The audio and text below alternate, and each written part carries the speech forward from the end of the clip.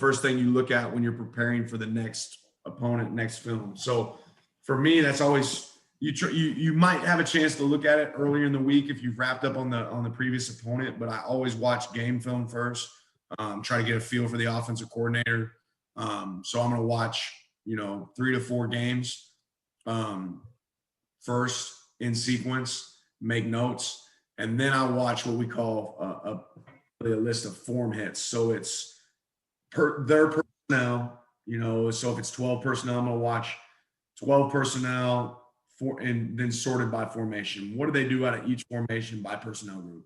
And that's what I'm going to watch, go through that, identify some issues. And while I'm watching that, I'm watching it with kind of a cumulative call sheet. Here's all the things we've ever called at the University of Georgia, right? Here's all the things I like. And does this fit? Does this fit? Why not? Why does it? What answers do I want to have? And that's kind of where it starts. And then you're crossing things off, adding things, seeing if you can have a certain rule based on a formation. Like a real common thing for us is we call it 3-spot when the back lines up behind the quarterback. A common tendency is back behind the quarterback, run, or play action pass, right? Back in the gun, pass. So we might build a call packaged by going through the form hits. Hey, look at all these 3 spots. They're all, runs.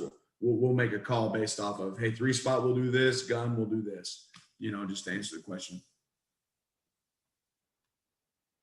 Well, I think a couple things you can do, Jack, that we try to do is we try to build in certain disguises with certain coverages. So like if I call this split safety coverage, our players know no matter what, when I call this call, I want you to show this.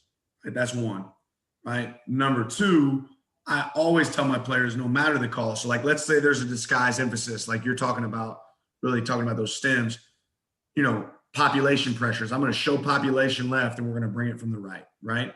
I always tell my players, your job is more important than your disguise. So I've established from day one, don't tell me your disguise is the reason you didn't do your job. That's not an excuse. Your job is more important than your disguise. And if I ask you, why were you lined up over there?